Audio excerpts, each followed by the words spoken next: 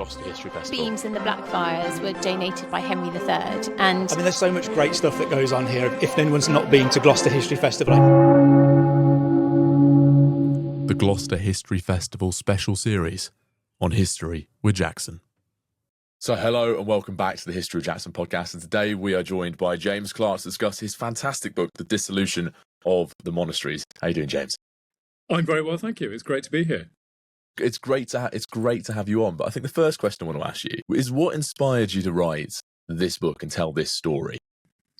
I think above all the sheer challenge of it, that this is a nationwide story, and inevitably researchers have tended to hold back from trying to take on something of this scale and scope. More than 800 monastery institutions were spread out across Henry VIII's England.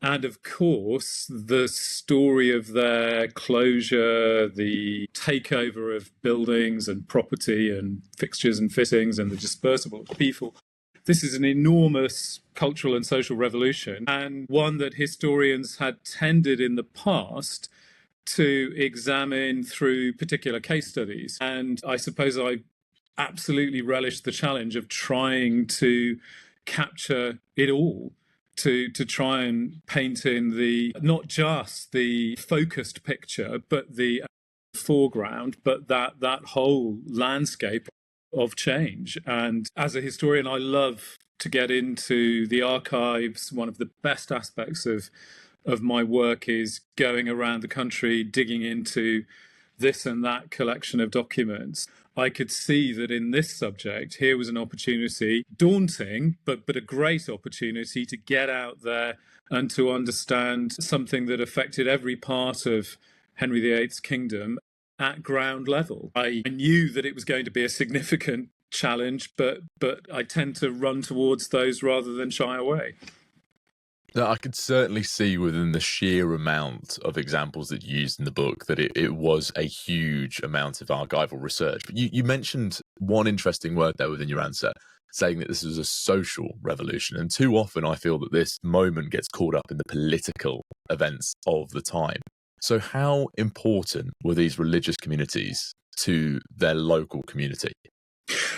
They are absolutely embedded in their neighbourhoods, and in ways that do not only present themselves, if you like, conspicuously. So in other words, your life could be touched by a monastery in early Tudor England, even if you were not someone who regularly went into that monastery's church, or that you did not know any individual who was a member of that religious community. Because as landlords, as employers, as in effect a marketplace, they are a major corporation that is buying and selling goods in order to operate. So anyone who lived within the vicinity of one of these institutions, their life, like it or not, would be touched by them, as would be the case with any corporation, any major employer.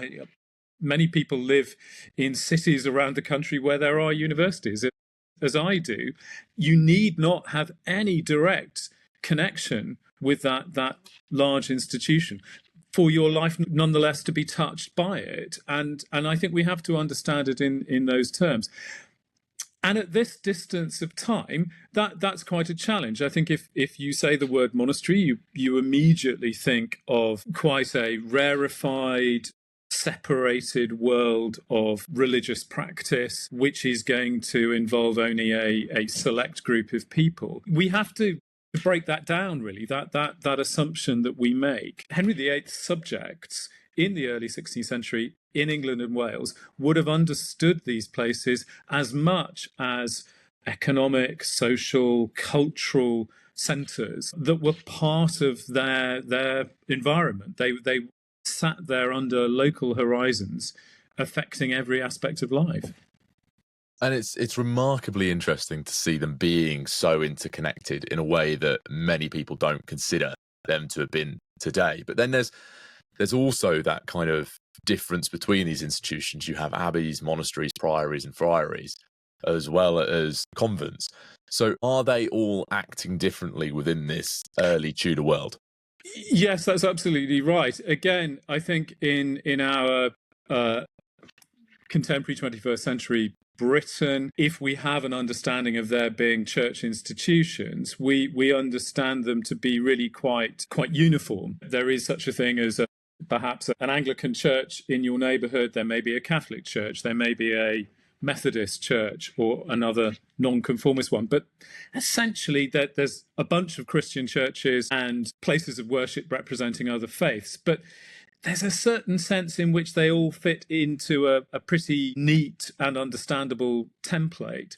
That's not the case going back nearly 500 years. The religious landscape of Tudor England is extremely diverse. Ordinary people would have understood that they had in front of them a sort of crowded marketplace, a kind of variety of providers, as if I suppose today's parallel might be that if on your high street you had every single different kind of supermarket possible, every single supermarket operating in Britain suddenly appeared on your high street. Well, as a practicing Christian in Henry VIII's England, it must have felt a bit like that, because you were looking at so many different kinds of church institution, all offering Christian worship, but with a slightly different flavour, different distinct customs, patterns of worship. If you go inside their church, you would find that an altar was dedicated to a particular saint that you maybe didn't see in the next church along the street. And this diversity is what sustains this environment of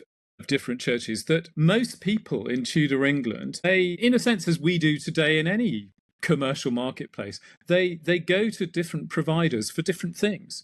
So you might feel that for your family and for the key moments in your and your family's life, that in fact it's your parish church that's really important to you. But for particular feast days when what you want to enjoy is a really colourful spectacle of religious worship, that's the occasion that you might go along to a monastery of monks. If, as so many people do in a Tudor England where everybody engages with Christianity, if you want some religious instruction, you want to hear a really good sermon, you might not go to the monastery, you might not go to the parish church, but you might go along to one of the friaries in your town, where the Blackfriars or Dominican friars are especially known for their high quality stirring preaching. So you would go along just for that purpose, for a sermon. When you're planning the funeral of a family member, certain religious houses effectively specialised in offering commemorative acts for the recently deceased. And again, you might go to a friary. Often people employed friars to follow the coffin at a funeral. So it's quite different from, if you like, the way that we relate to religious worship in our own day, and to be honest, have done for generations now. I think we have to understand our Tudor ancestors almost as sort of really quite savvy consumers of religion who select what's available from this incredibly rich menu and go to different organisations for different purposes, just as you might decide to go to one supermarket for your wine shop and one supermarket for your frozen food. It's very similar to that.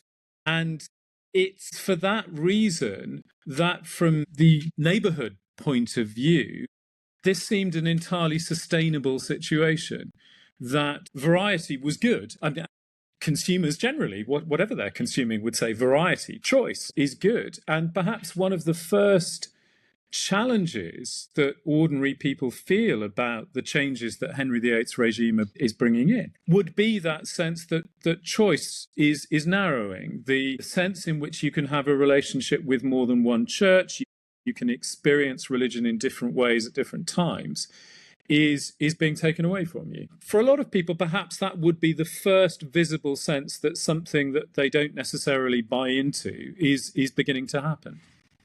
And that diversity was incredibly interesting, seeing how each of the different groups and options treated and worked with their local community.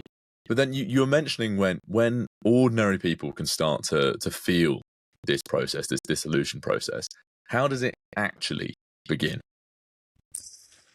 It actually begins and is first visible in some neighbourhoods, in some parts of the country, when the smallest of these institutions that are the least well funded and have the smallest number of members, of monks and nuns living within them, are put under pressure to shut up shop, to close. This happens in the spring and summer of 1536.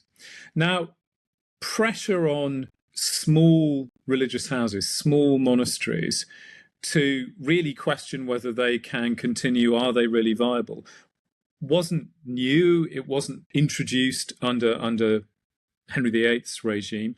And in fact, the monastic organizations themselves, the networks of monasteries, had over the centuries often decided to wind down one of their institutions when they were no longer viable. But the impression in the spring and summer of 1536 would have been in many parts of the south of England and the Midlands in England, that this is beginning to happen more systematically, and that these smallest institutions, if you like, on the high street are being taken out. That really is the first moment of an indication that a change is afoot, that is more systematic, more connected from one community to another. But even then, I think we have to ask ourselves where ordinary people would have felt that this is a moment of great revolution, because these places that are being shut down at this point are very small, and their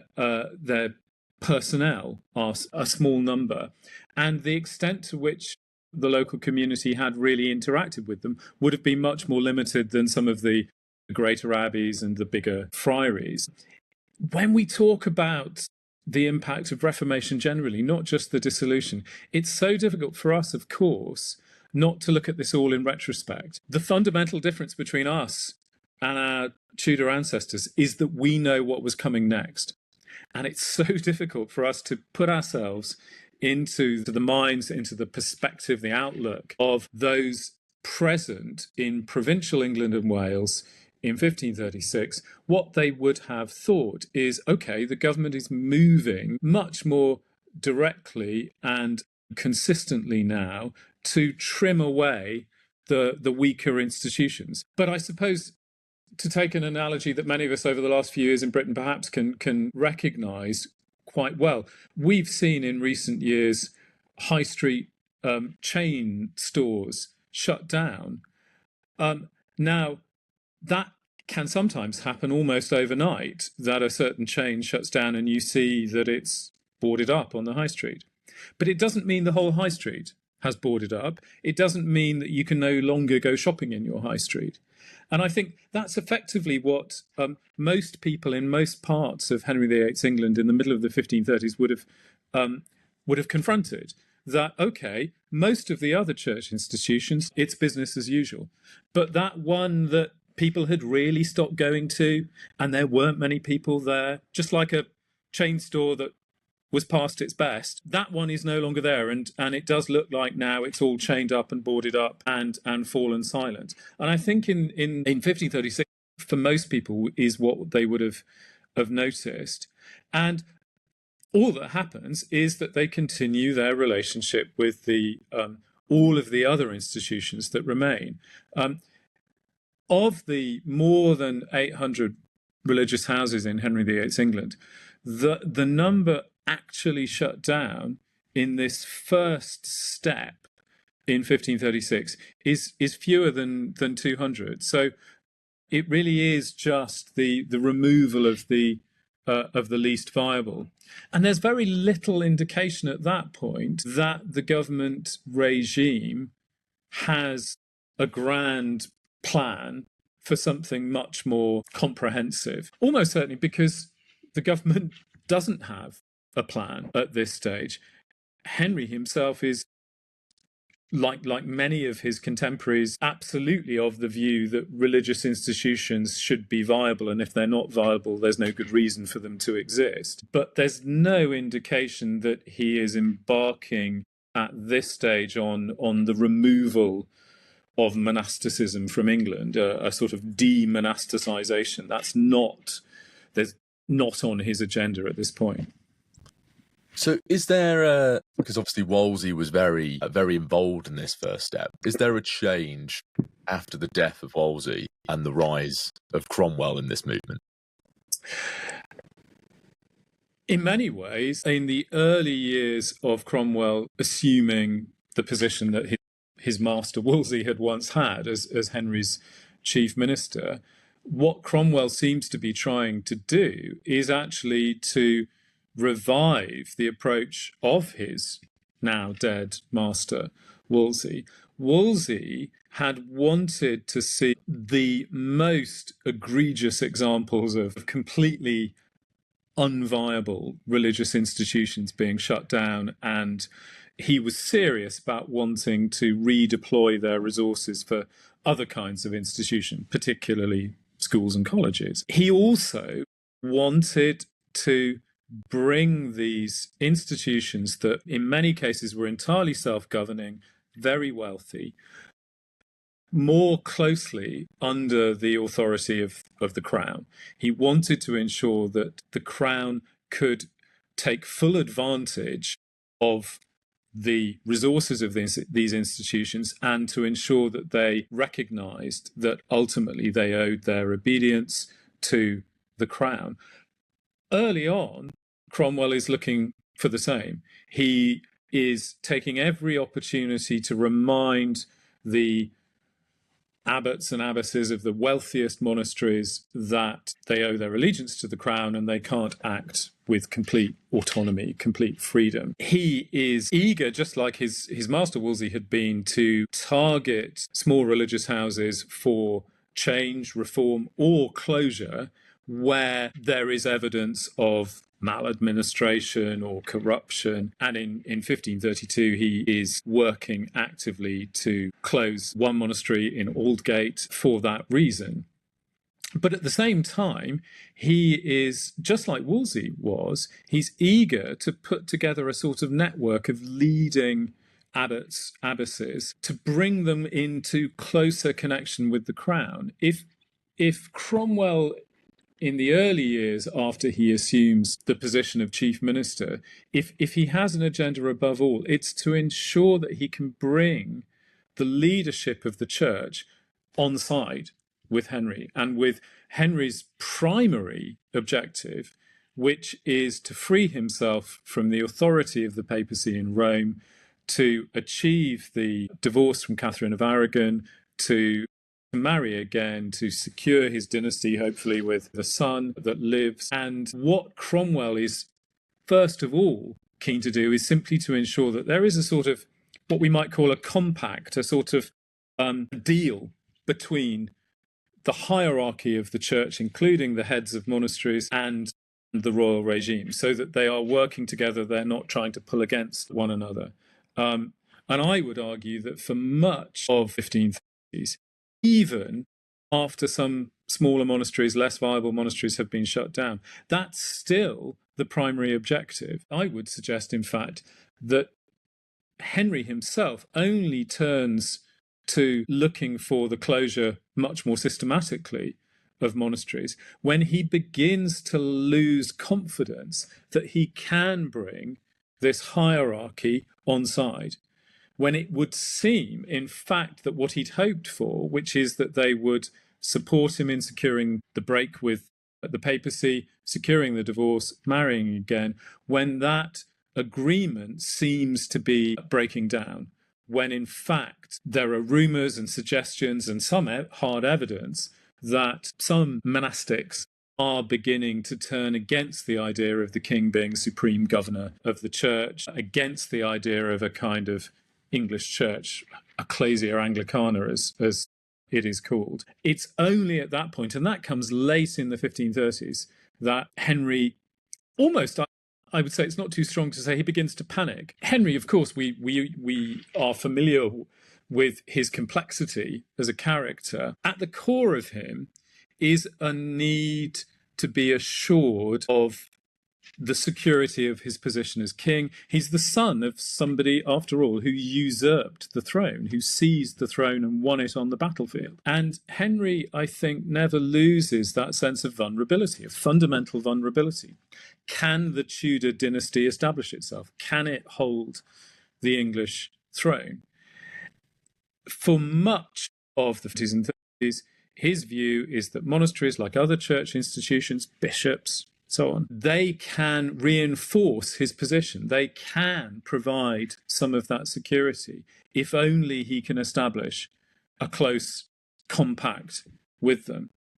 And even as he is looking to take advantage of their resources and to close down smaller monasteries, still he's looking for that fundamental sense of support, of buy-in, we might call it today.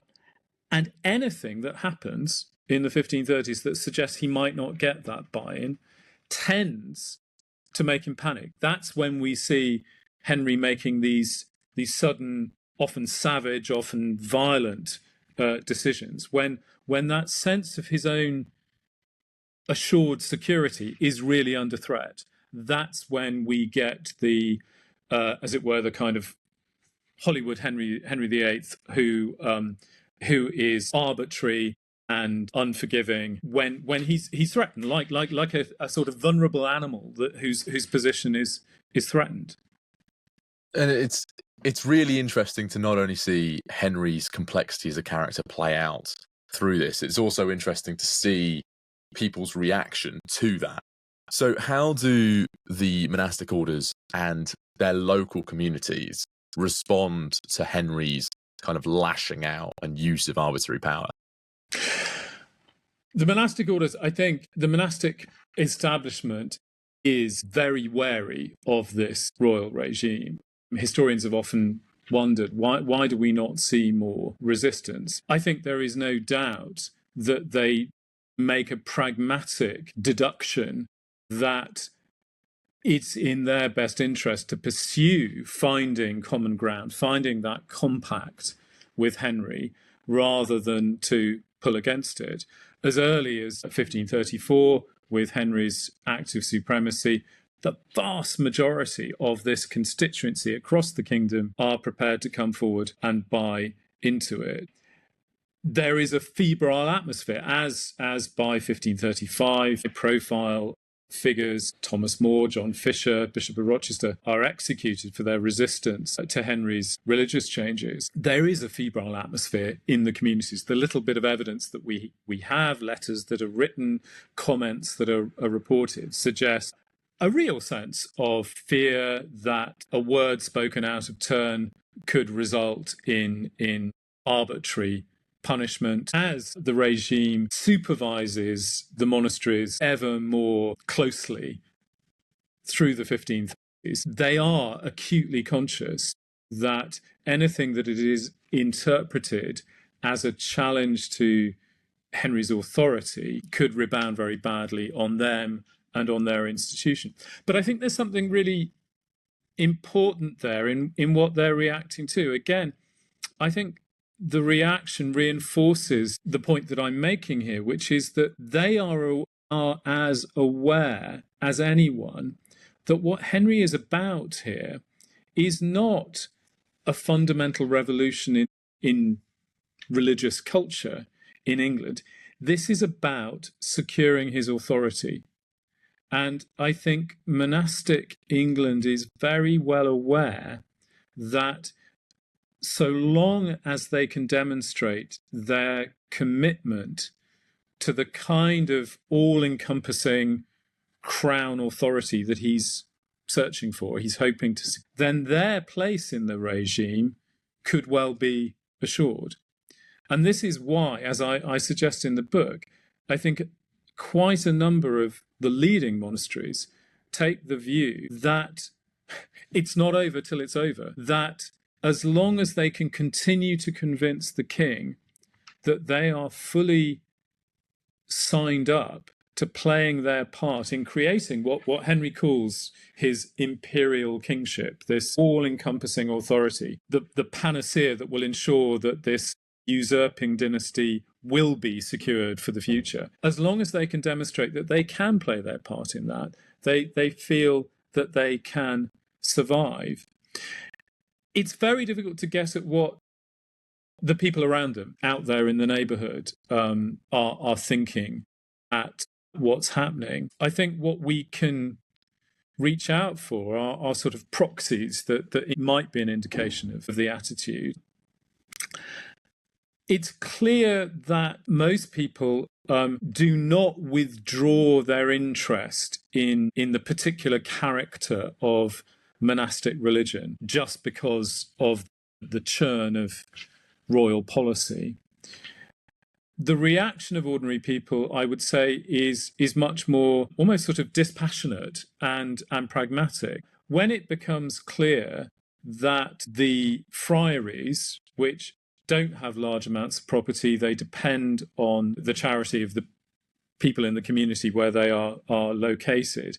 When it becomes clear that they could be vulnerable because, above all, the Crown suspects that some are likely to be preaching and teaching against the break with Rome and so on, then local people withdraw their support. But what they're doing there, they're not so much withdrawing from the kind of religion that the friars practice, they're withdrawing their own resources. They're being pragmatic. They're thinking, it's not a good idea to continue to give money to institutions that might be closed in 6 months' time. There are better things that we can do with our money. I think we need to push through some of the more emotional ways in which previous generations of historians have looked at people's reaction to the Reformation. Of course, in more religious ages than our own, historians have suggested everybody felt compelled to join one side or the other. Everybody reacted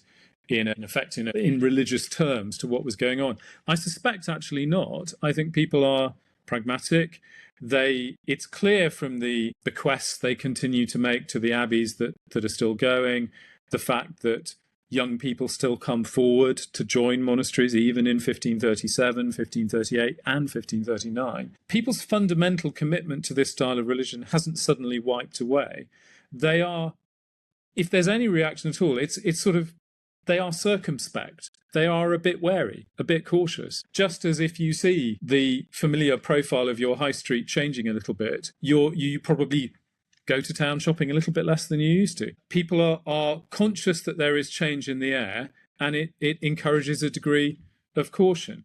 But I think we have to discard once and for all the notion that by 1536 or 1539, or even in the early 50s, when monasteries have gone, that somehow in every neighbourhood people are divided into camps, that they are, as it were, pro-religious change and anti-religious change. No, I think people are aware that change is now gathering enormous momentum by the early 1540s. In many cases, their fundamental positions on these things have not shifted.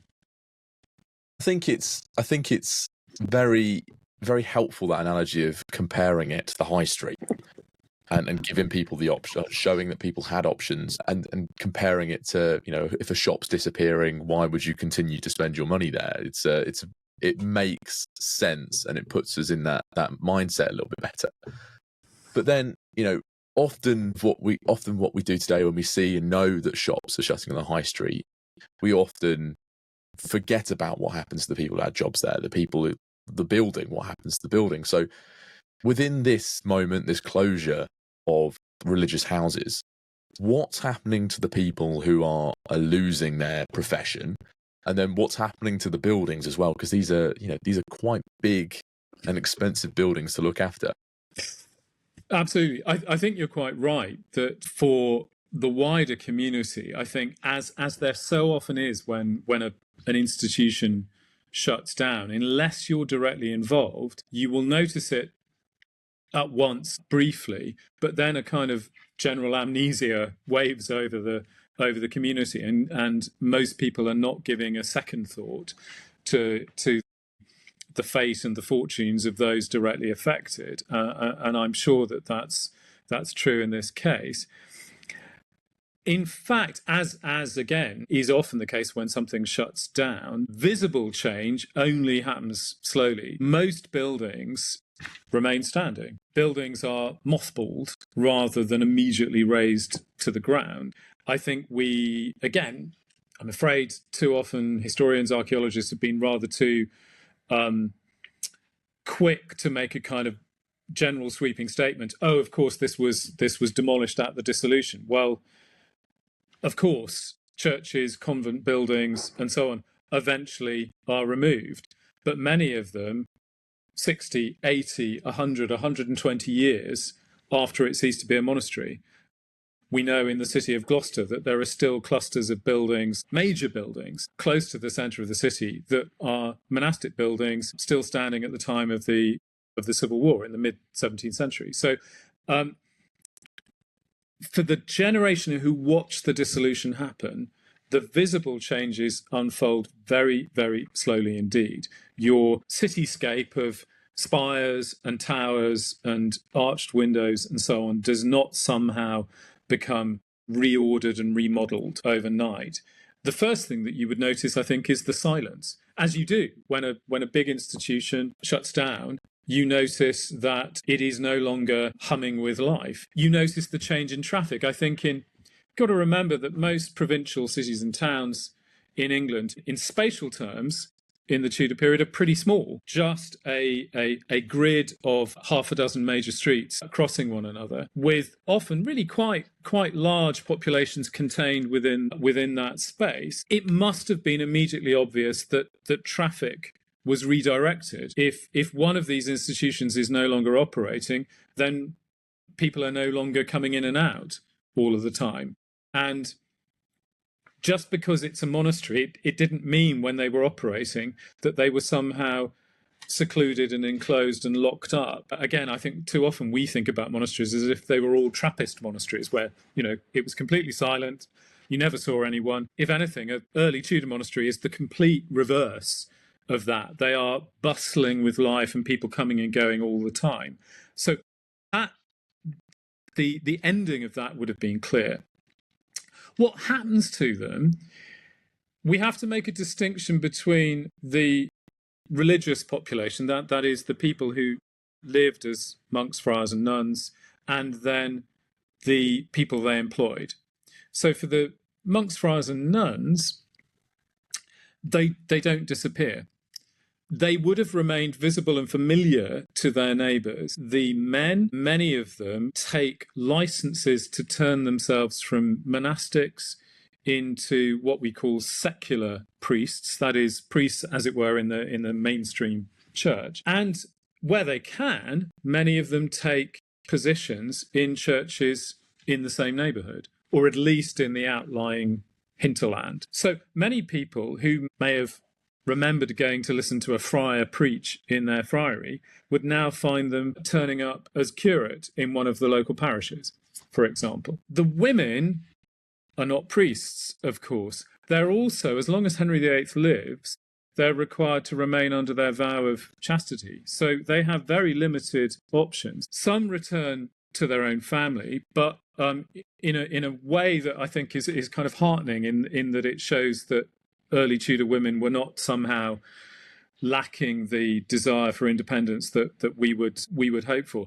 Many of them are very reluctant to go back to their family, to be ruled by fathers and brothers and uncles and so on, and in fact live independently. Often growing evidence that groups of former nuns come together to form female households of their own, which is really, really fascinating. A sense in which they've known the independence of an all-female institution, and they look to recapture that even after their monastery has closed. So for a generation, people would have lived in the company of people who used to be monks, friars and nuns. I think what happens to those who were employed, whose livelihood and place of settled residence was inside a monastery, and they worked as a domestic servant, or they worked in a workshop, or they held the horses, or they were the barber, or whatever, they are seeing their lives and livelihoods upheaved much more profoundly than in fact, the monastics themselves. And occasionally we catch a glimpse of that upheaval. Henry VIII establishes a department of government called the Court of Augmentations to administer the closure of religious houses. And at the court, over the coming years, we see petition after petition after petition of former employees of religious houses who complain they never received the last portion of their wages owing, or they are in fact completely lacking in any livelihood and they're seeking some degree of compensation, some recovery of unpaid salary in some way. And that does give us, I think, an indication that perhaps the first people really to bear the brunt of systematic closures of organisations across the country are actually, ironically, not the religious, but ordinary employees, because this is a seismic shift of what we might call the sort of job economy of any locality. Some monasteries are very big, even in early Tudor England. Some of them still are as large as they had been 2-3 centuries before. They employ large numbers of people. We generally, as a rule of thumb, we can say that for every one monk in a monastery, there were about 3 employees. So if a group of 30 or 40 monks have been displaced, between 90 and 120 employees have also been displaced. And monks can look for employment as priests. These ordinary employees simply have to find work where they can. And with the removal of a large organisation from a small town or relatively modestly sized city, there isn't necessarily the guarantee of the level of work or the sustained source of income that the monastery itself had provided. Who else is going to come in and fill that gap? Well, no other large institution. So I think if we want to know by, say, 1547, when Henry dies, who are perhaps the most profoundly affected, it might seem counterintuitive, but we probably need to shift our attention across from the monastics themselves to the people they employed. No, I certainly agree with that view, because if you have any large institution closed today, it is those who are employed in the wider community that do get affected the most. But then, as with any kind of closure, someone takes advantage of that. So who's taking advantage of these closures?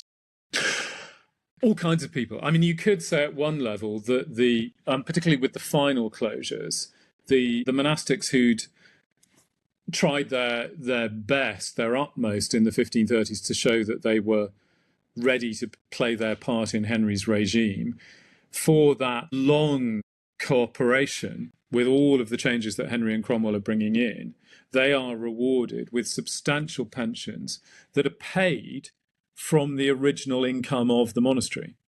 So the assets of the monastery then are used to pay lifetime pensions. So they profit significantly. Abbots, abbesses are receiving pensions of hundreds of pounds. So it's a little bit like the fact that we often ruefully observe that when a business goes into administration, you can be sure that the chief executive and the directors are the ones who are most likely to walk away in pretty good shape and will come back in another guise soon enough. And the same is true. Well-pensioned abbots then pick up positions in the church. Some of them become bishops. So they profit. There's no doubt that figures in every local community are able to pick off and profit from, over time, the assets that become available. But it's not a sudden sort of scramble and a sort of like termites stripping something in a matter of seconds. It's something that unfolds in slow time. But those who were already prominent landlords, owners of property, owners of businesses in a locality do, in many instances, manage to secure a portion of the property. They may be most interested in the standing buildings, but often they're more interested in the open ground, the open space. Again, I'd come back to the fact that provincial England is full of towns, but they're towns that are quite concentrated in the space that they occupy. So open ground is at a premium, and a lot of local people are more interested in getting hold of the gardens, the courtyards, the workshops, if you like, the kind of working environment of a monastery than the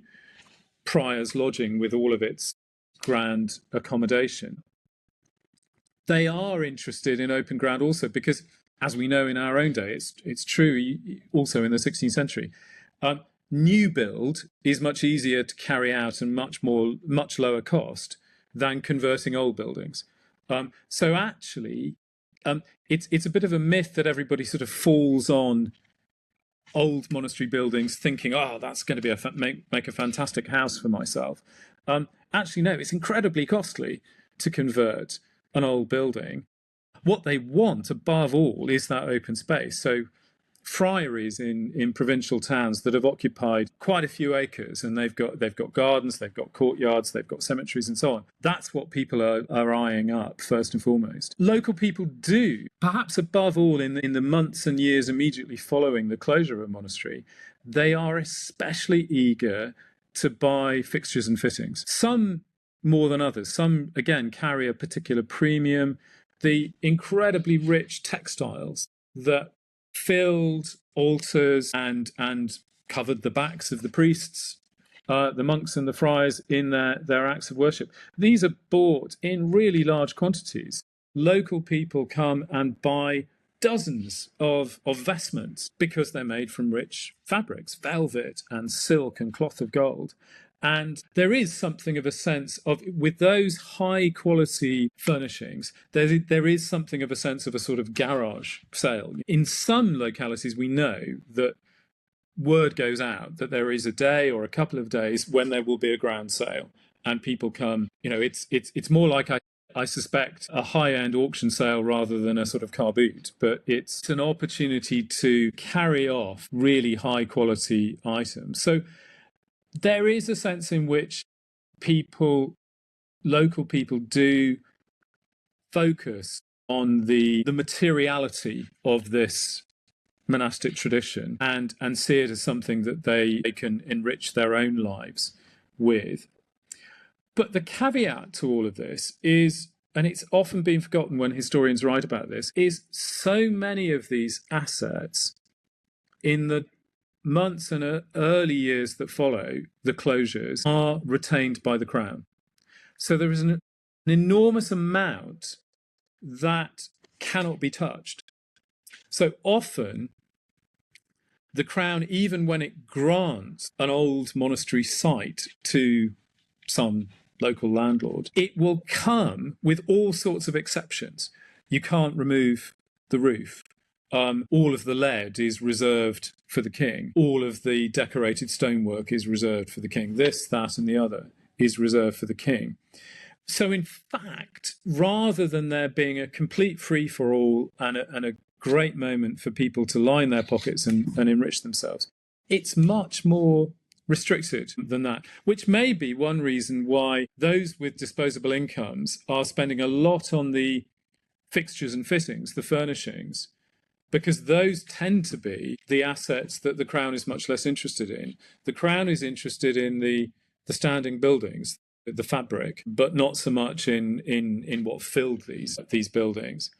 I think the other point to make is that people already made use of monastery buildings. Monastery sites were not exclusive to the monastery itself. So in a town such as Gloucester, in Henry VIII's reign, large parts of these religious houses were already being rented out to local people. So to the people, the generation who witnessed the closure of monasteries, friaries in Tudor Gloucester, there wouldn't have been some sudden moment when ownership changed, because local people, the mayor of Gloucester had been renting the friars' gardens for several years, and then he goes on to own them. Well, that's no great change. So again, we need to be just a bit cautious. It's not as if everything is suddenly thrown up in the air and as it comes down, it falls into different people's hands. No, nothing is thrown up in the air, if you like. And the people whose hands are holding these properties by the time Henry dies in January of 1547, often in many cases are the same people who held them 10 years previously. And I think it's really interesting that you've kind of exposed this myth that we have of the Reformation and dissolution in, it's not some giant free-for-all that was going off across the country. It was a far more restricted practice. Now, I've got a final fun question for you, James, as we do for everyone who comes onto the podcast. You've listed so many different religious houses across the country within your book, but did you have a favourite lost religious house?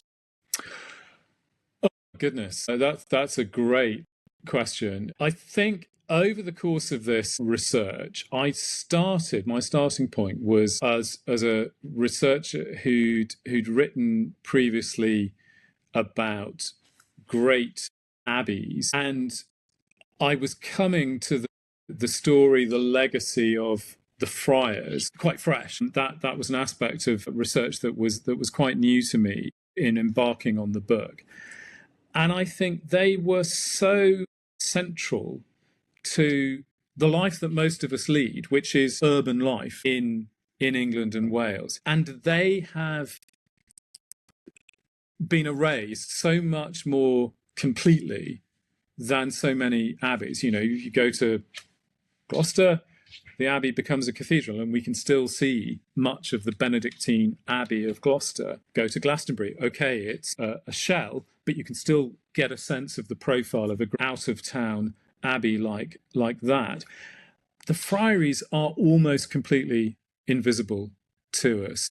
There's so little of the sense that these would have been hubs of the urban life that most of the population knew. And that is very tantalizing, and glimpses still emerge. We know that in a number of small towns around the country, that behind what are today high street shops is still the footprint of some of these friary buildings. So I think if I could somehow have a kind of historical kind of infrared camera that would bring these back, it would be to bring those back. The scale of some of them is clearly extraordinary. I mean, the friary churches in London were enormous. Very difficult to conjure up how they would have affected the skyline for us today. So yes, I think they so often survive in street names in provincial towns. I recently gave a talk in Derby and was walking down Friary Street, and there is nothing to tell you except that street name. Yeah, that's what got me into this kind of history. Medieval and early modern history is so tantalizing because of the gaps, because of the things that we can't catch hold of. And the biggest gap of all is the friaries. I think that's a perfect answer. I really, really like that. Thank you, James. Now, obviously, we've spoken about a tiny portion of your book, Dissolution of the Monasteries, A New History. Where can people get a copy? So you can get a copy, I think, in pretty much any high street bookstore and usual sort of online vendors of books such as Amazon, and it is in paperback now, and you get quite a chunk of book for your paperback, I have to say. Also something that we with the publishers were really keen to do, you will get glimpses of some of the more unusual visual evidence in the colour illustrations. I'm very keen. This is a history that is not just written down in documents, but as we've just been saying, it's out there, and something that you can walk the streets to discover.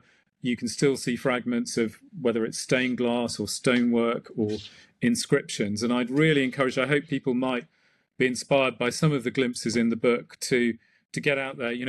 Nobody is more than, I would say, about 20 miles, wherever they are in the country, from the remains of monastic England. So hopefully, book in hand, you might get out there and discover it.